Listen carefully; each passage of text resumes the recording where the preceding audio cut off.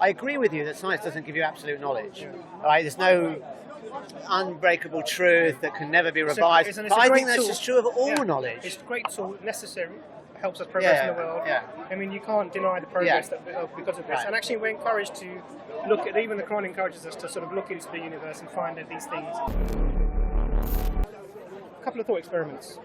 If you had a system in which there was nothing happened that we would call bad now, so no killing, no murder, no rape, etc., etc., you couldn't even think about thought. As soon as the thought came, it would turn into sort of pink puffs and it would fly away. If you were to stab somebody, it would turn into a rubber knife.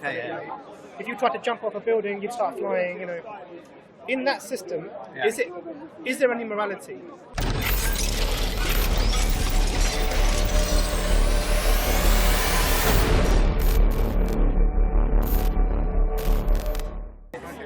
And they've got these hilarious songs, but a lot of them about medicine. I mean, there's so many anecdotes because you just come across people who are just completely disabled in terms of making a decision about their health.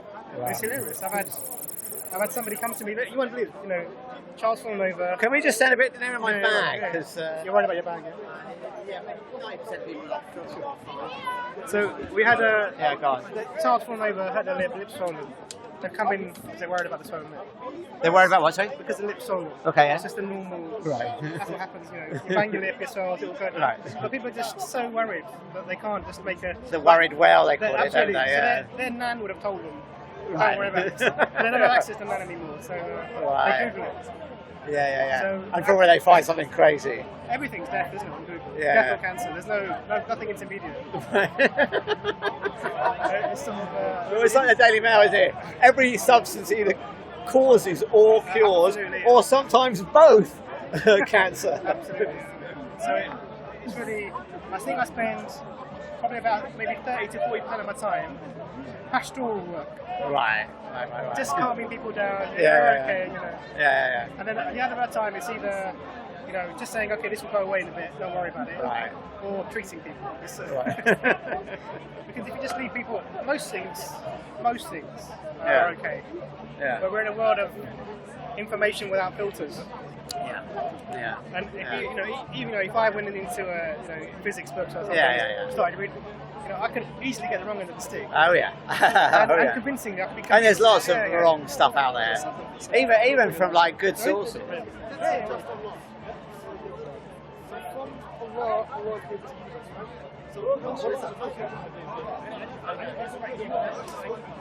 you still skydiving? I haven't been jumping for a while, but hopefully I'm going to do something beginning of next year. What, just an interest or? So when I was in my 20s and 30s, it was my whole life. Like I did like nothing else. Every weekend, jump. Every holiday, go to a foreign drop zone, jump. I did 1,300 jumps. Competed, and then after I got married, I kind of got a bit bored of it actually, and then I lost a very close friend, so I kind of stopped jumping a lot. But I have been back since. It's not like a complete curtailment. So occasional. We call it dip your knees in the breeze, we would say.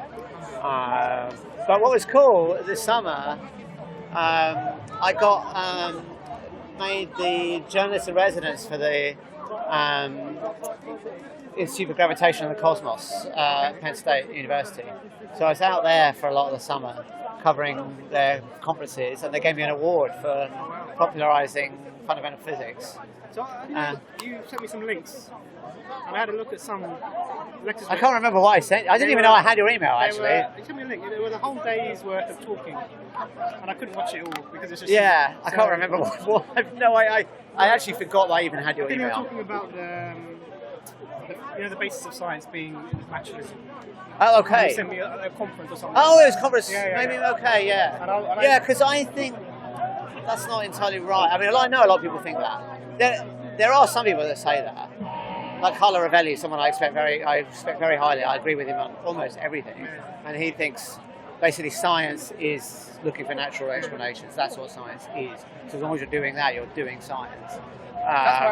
But I'm not entirely agree with that. I think science is a more complicated beast, and it's multifaceted. So I agree you primarily look for a naturalistic explanation, but I think if empirical evidence really showed you, so I think empiricism is probably the most important thing of science, not necessarily naturalism. So if empirical evidence could show the supernatural, then I think we would have to agree with supernatural. Yeah, okay, it's debatable whether it could.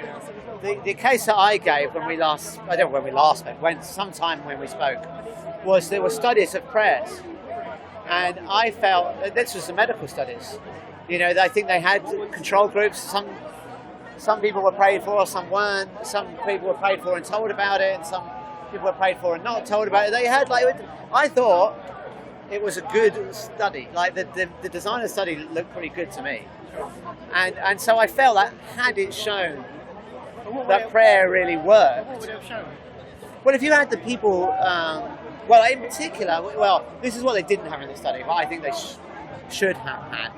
Imagine, and I think I said this last time, so apologies if I repeat myself. Imagine it was only the prayers of Catholics that worked, right? And no one else. Because you might say, okay, maybe it's a placebo effect, something like that. Some psychosomatic thing. Okay, yeah, fair enough.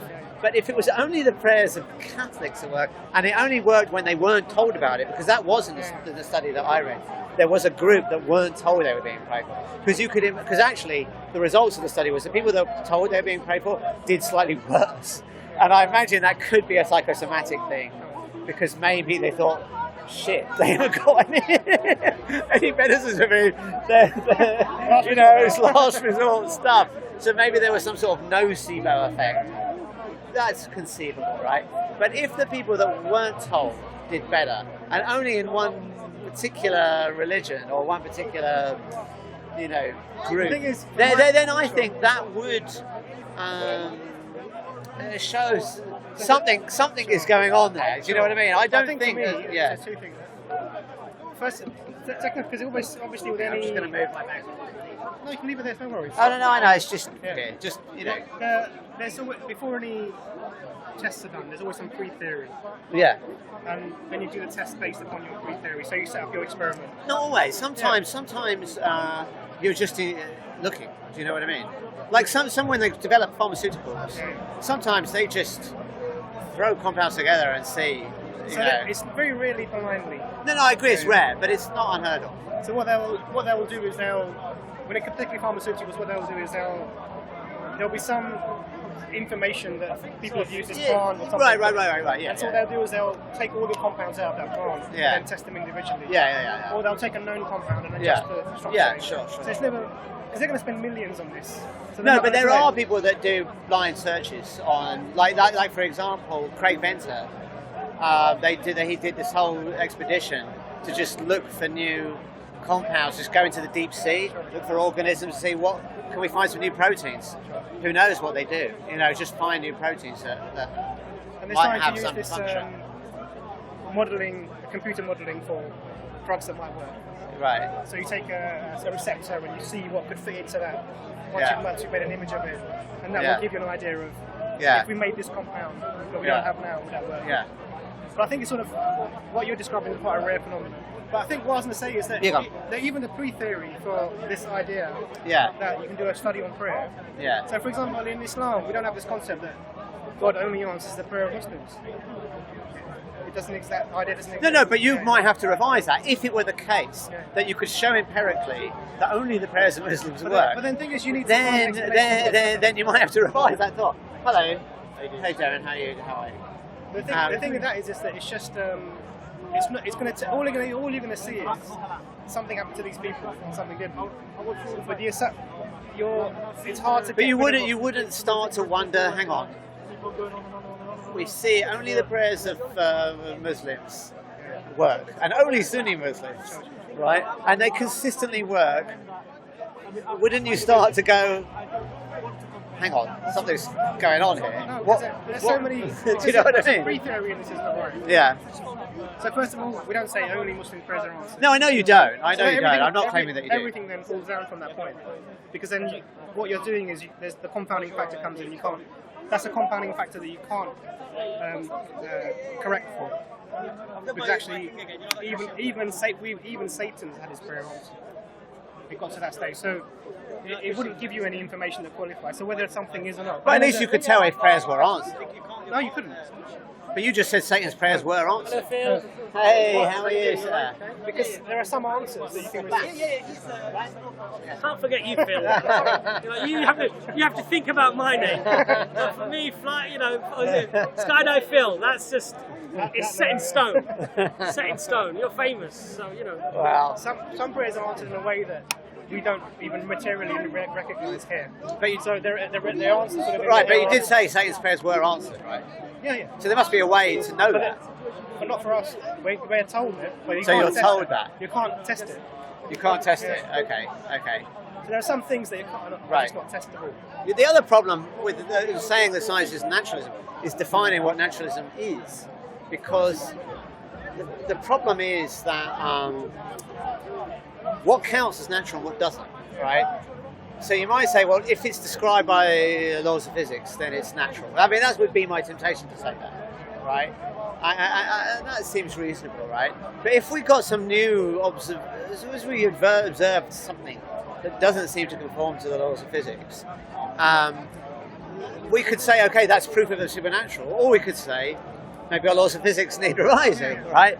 And it wouldn't be clear which is the answer, right? And therefore, the boundary between what is natural and what isn't natural, to me, is not clear, right? And also, let's take Platonic forms. Now, you might say, are Platonic forms naturalism? I mean, a lot of people say Platonic forms are not naturalism, but they're not supernatural in the sense of, like a divine being or something like that either. So again, I think the problem is the borderline between naturalism and what isn't naturalism can be hard to delineate. Is a multiverse natural? Because some people say, all right, everything that obeys the laws of physics. But what if there's another universe that obeys different laws of physics? Well, we wouldn't say it's supernatural. Maybe there's still no God, there's no ghosts or psychics or stuff like that. But again, it's not quite the laws of physics. You know what I mean? So that's another problem. So the thing with these sort of ideas is I appreciate the need to try and define the basis of science as not purely naturalism. So I think that leads you to difficulties. In my view, it leads you to difficulties. But the problem is that the way the sciences works is that you look for a natural explanation in every single case. I agree, you do. But so you would rather I agree. rather revise the rules of physics than postulate actually this is a supernatural thing that we can't assess really. Well, here's the thing. So if we were faced with that, right, then what we would try and do is, we might try and rewrite, but then they have to be tested, right? So if they continually fail, then that option would look less and less believable. So I think one other way to do science. I mean, I don't think science is just one thing. No. It's sort of multidimensional. So, and I think there are many criteria for is it science.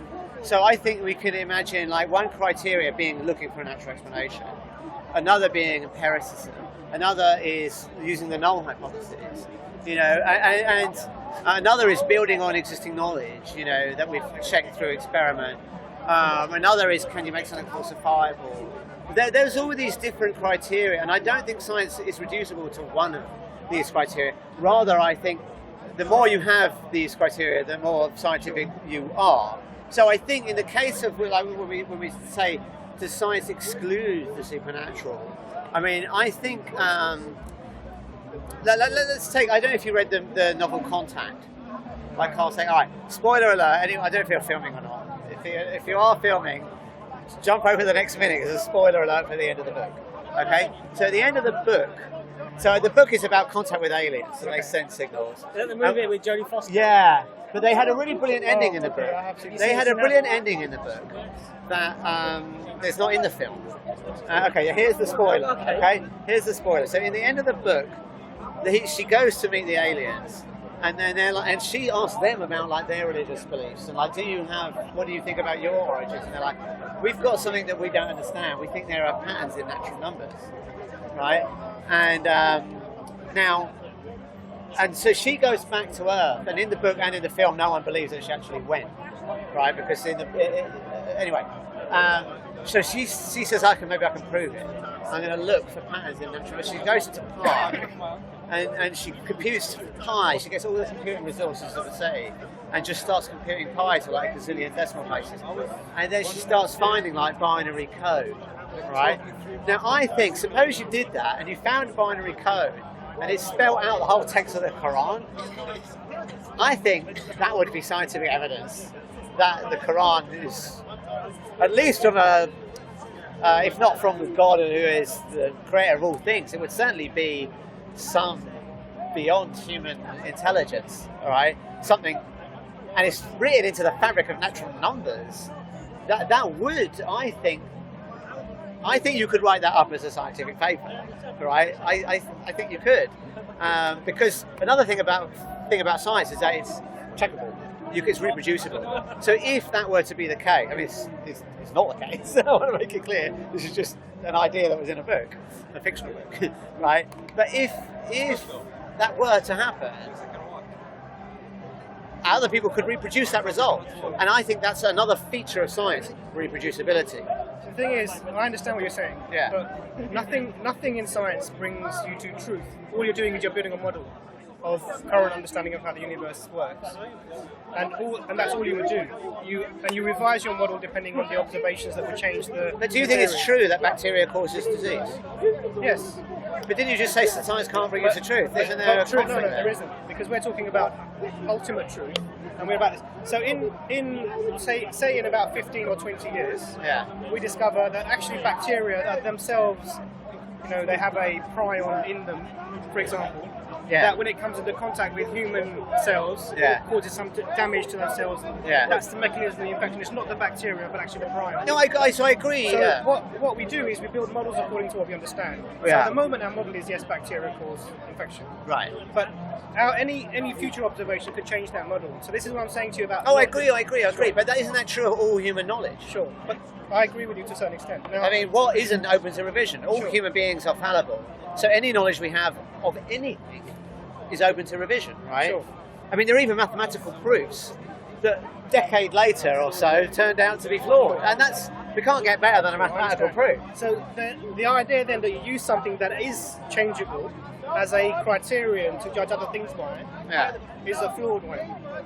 But we have no choice, surely. We do. What's the choice?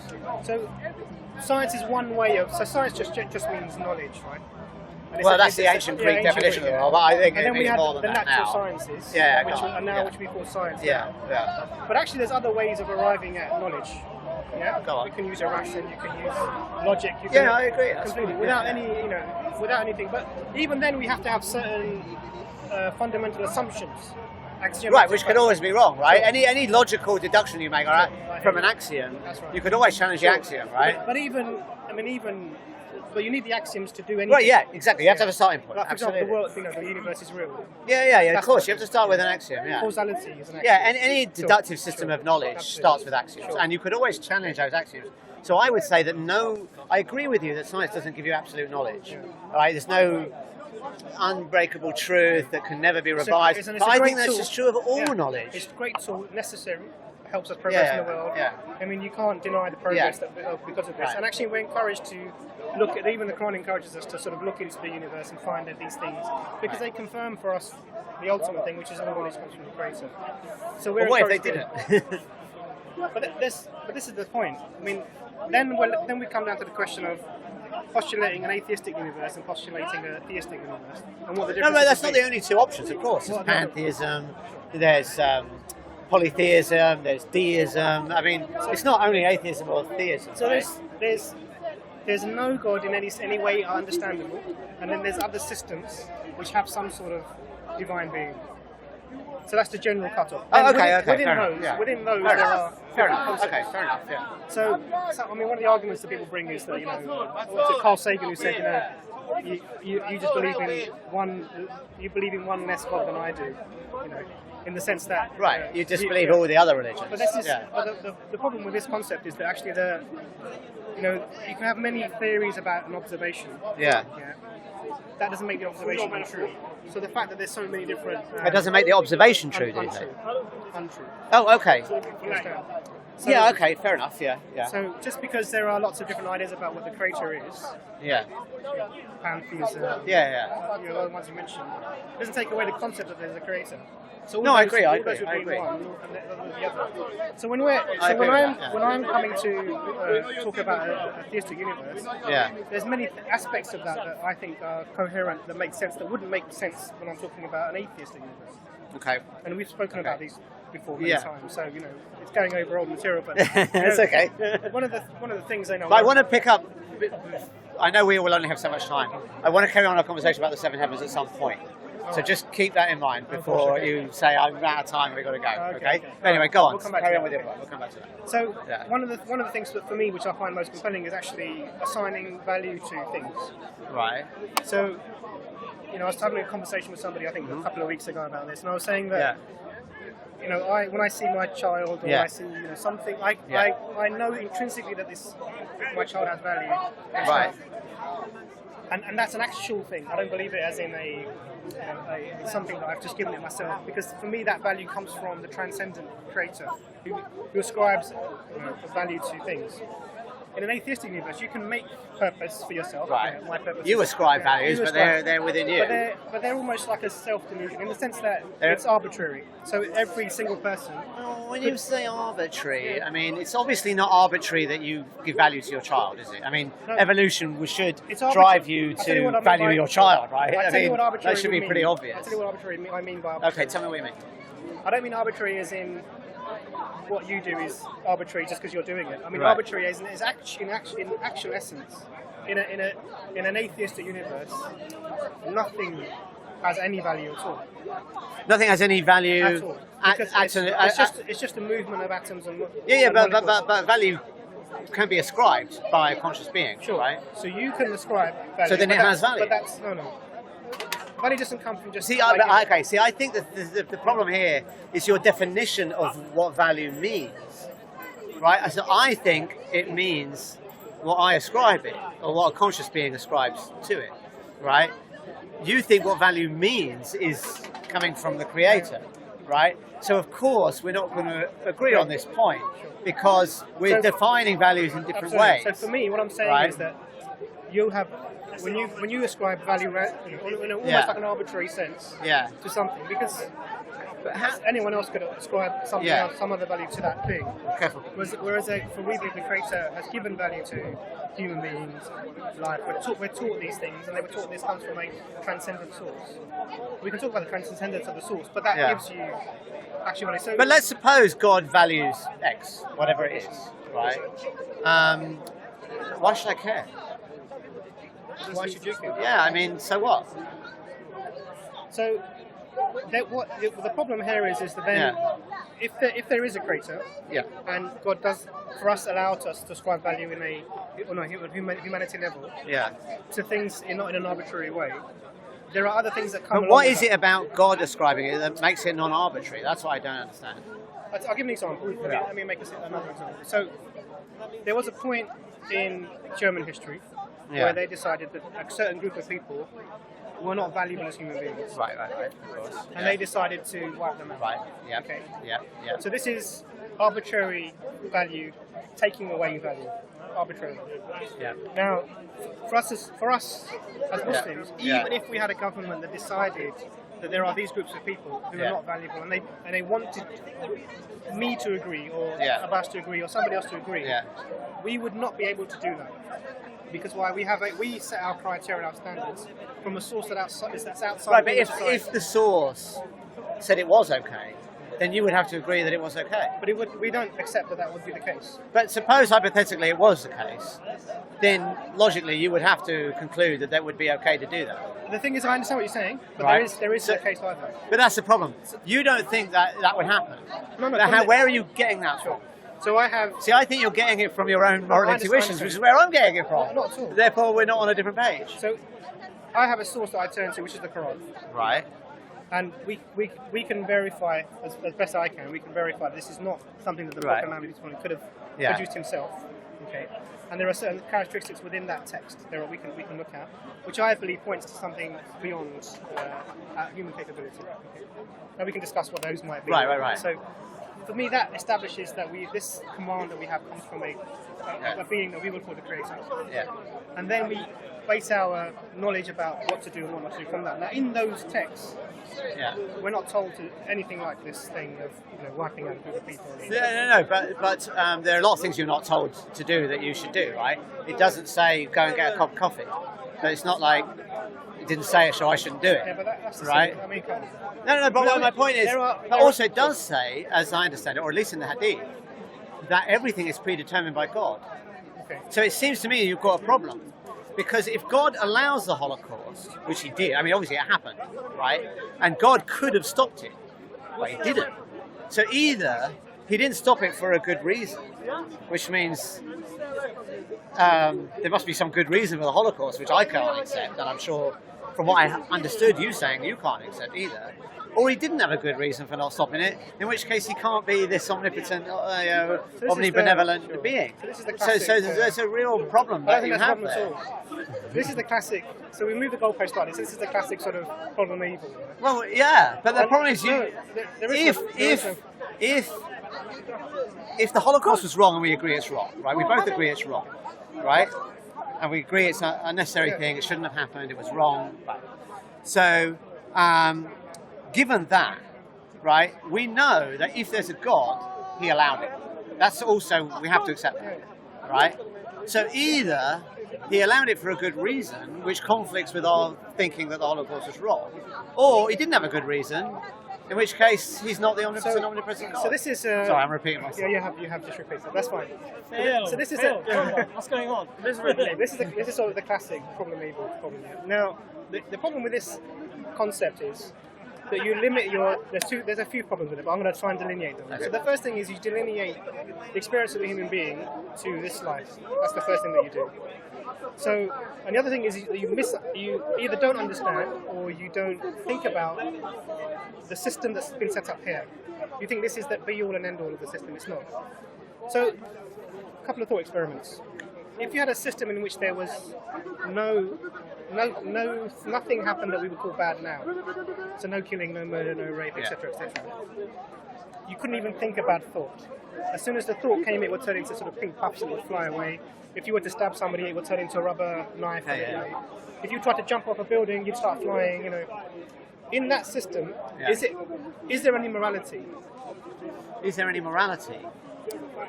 I don't know. I have to think about that. So I would say there isn't. Okay. And the reason I would say that is because there's no action.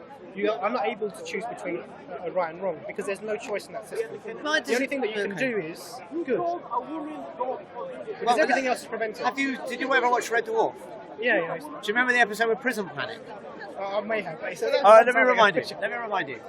So in Prison Planet episode, Rimmer is kept in a prison. Yeah. And he's sentenced to 7 million years in jail or something. I can't remember. It's a ridiculous amount of time. And the prison has Lister goes to visit them, and the prison has no locks on it. You could just walk out. Oh, something. No, I can't remember. But Lister starts asking about the nature of the prison. He goes, "It's a really weird prison. It's very clever. What happens is any bad thing that you do just gets turned back on you." Okay. So, for example, and he says, "Go on, set fire to the." He goes, "I'll show you. Set fire to my blanket or something, and to the linen on the bed." So Lister says, "Slice the linen on the bed," and his jacket goes on fire. I think I've seen that one. Right? Do you remember that one? I think I've seen that. So imagine a setup like that. You still have free choice, right? You still can make choices that are good or bad, but anything that you say you choose as bad just happens to you. All right. So that to me would still preserve, and you could still have bravery in sort of without. You might have the appearance of things. So, for example, I went paintballing once, and I got an award for bravery. I crawled through the grass, right, and I stormed the opponent's flag. Now, there wasn't any real risk, right? It's not a real war, right? It's just a game. But you could imagine something like that, right? Like, I played Grand Theft Auto, and I wouldn't kill any of the the civilians because I thought it was wrong, right? So even though there's no real consequences, you could still have, I think, moral choices, even if those... I think your example is very good, the remote one. We'll come back to that, and I'll bring it into my thing. Right, so, okay. First of all, and then think of an opposite. So the first thought experiment was a system in which you cannot do anything bad. Right. And I would say that remove the morality from that system because actually there is no choice. Yeah? Now flip it. A universe in which only bad things happen. Yeah. Everyone's killing, everyone's murdering, everyone's raping, Right. everyone's killing themselves. The same question applies. Is there actually any morality in that system? And the answer again would be no. Because again, there's no choice. You can only do bad things. So for me, when I think of, just to bring another very Christianity, where we're inherently evil and we do evil things, this sort of points towards a world like that. No, I don't accept that. So in both of those systems, they are automatically amoral because there's no choice. Morality requires agency, which requires choice. Yeah, but you don't. The problem of evil, I think, doesn't necessarily depend on any notion of morality. You can just focus it. You can just retitle it the problem of suffering. So let's. So we'll come back to suffering. Okay. But what I'm answer. saying is the notions of morality and choice aren't a necessary function of the problem. Because so we were talking about the Holocaust. That was the example you gave. But let's give another example: mass extinction of animals. Right? Or the example I gave, I did a debate, and the example I gave actually was not mass extinction. It was animals caught in what's called a predator trap. I don't know if. All right. So what a predator trap is an animal gets stuck in the mud, right, and they can't move. They starve to death. But it gets much worse than that because what happens is other animals go, oh, a meal. So they go, oh, there's a trapped animal there. I got an easy meal. They go in, and guess what happens? They get trapped too, right? So this is really horrendous suffering. They all starve to death, right? And we've got examples. There's a predator trap remains in California, the La Brea tar pits. They dug up 4,000 direwolf bones. They all died in this way. Yeah. So I think it's a really interesting example, right? Now here, choice I don't think comes into it. Right, we don't know if animals have free will or not. It doesn't matter. They're suffering, and it's unnecessary suffering. So we'll come to that. And so where's God? So we'll come to that. You've got to give him around 5 minutes. Go for it. I've had rimmer, I've had paintballing, Yeah. Go for it. Red ball, paintballing. Go for it. We know more about you from our Facebook page. Go for it.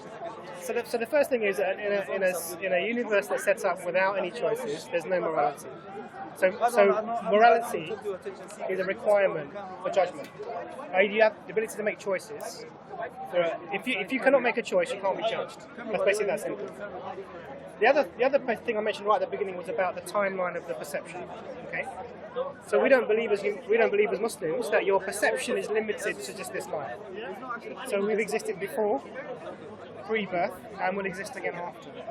And actually, this life is very short compared to the life after. In fact, we're told that will go on without end.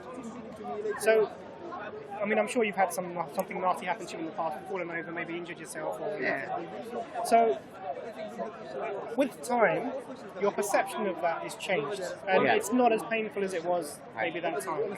However, whatever that emotional hurt might have been, physical hurt might have been. So imagine now you put that forward million years, however many years, that becomes almost something you wouldn't remember, immemorable.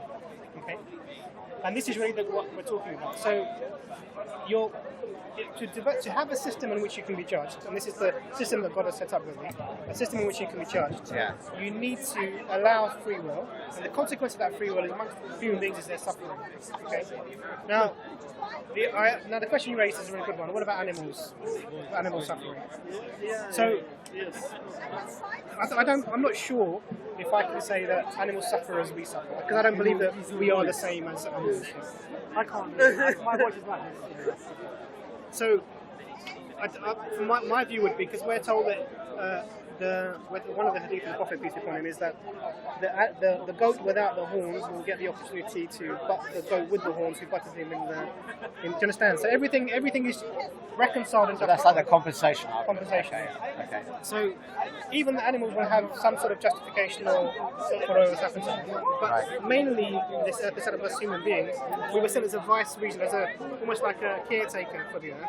That's our main role. Even though human beings are destroying the earth. Well, they are, we're not doing it. Our role was actually, and we're going to be accountable for that. I don't believe that we're not accounted for what we're doing for the earth.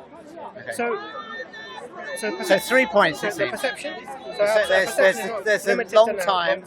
There's animals are different to us. Yeah. And there's And to, what was the to third? allow a system in which And there's free will. choice, we And need free to will. have free will. All right, so let me try and go through each one of those 3 points. Let's start with animals are different to us. We're not sure if they suffer.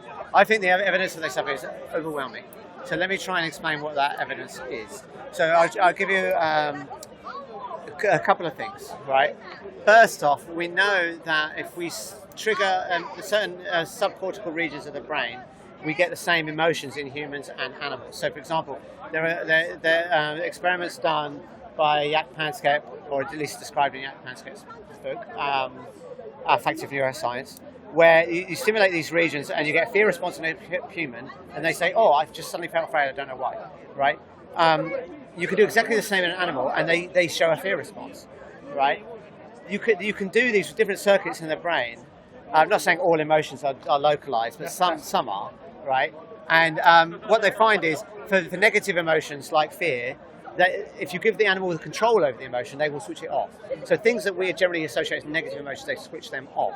Whereas positive ones, not only do they switch them on if you give them control, they'll keep pushing a button until, you know, they become like an addict, right? Second experiment. This was an experiment done with fish by Lynn Snedden. What they did was they gave fish a noxious stimuli like a bee sting, put it on their lips.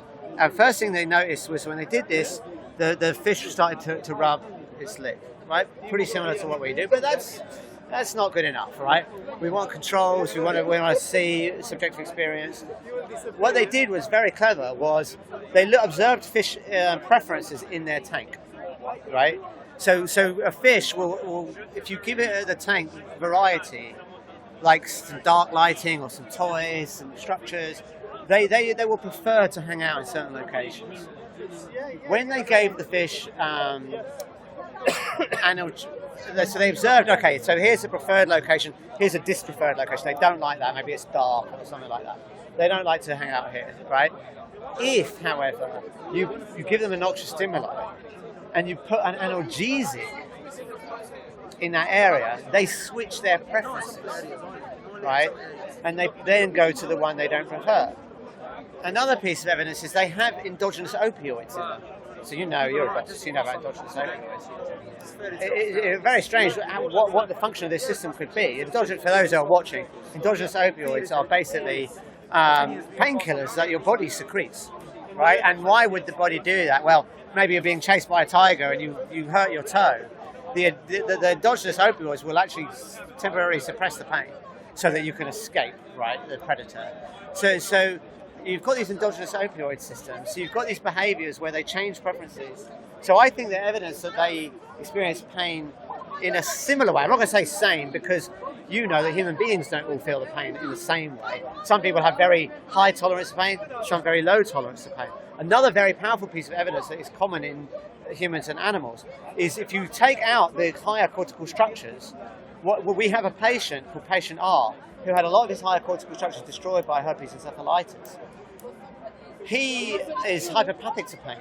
So he has a very low tolerance to pain. In fact, they tried to study pain in an MRI, and you know that you have to keep still for an MRI, and he couldn't keep still. The way they test pain, it's not like they torture him or anything. They ask you to put your hand in an ice cold bucket and see how long it takes you to take it out. He couldn't keep still when he put his hand in the bucket, and he was like, no. So the fact that this patient with his cortical structures taken out, all of these things I think speaks very strongly that humans and animals are similar in the pain system. So they've evolved because they're very. Can we speak about that before you move on? I know you've got another 2 points to make. Yeah, okay, go for it. You respond. That's fine. So, sorry, if you look at all of these. Where is this going with regards to pain? What's the point? It's a long conversation. Sorry. So watching the video and then you'll see. The animals and humans have very different nervous systems anyway. Well, watch the video and you'll see. They're very different nervous systems. Okay. So let us. if you look at all of these studies,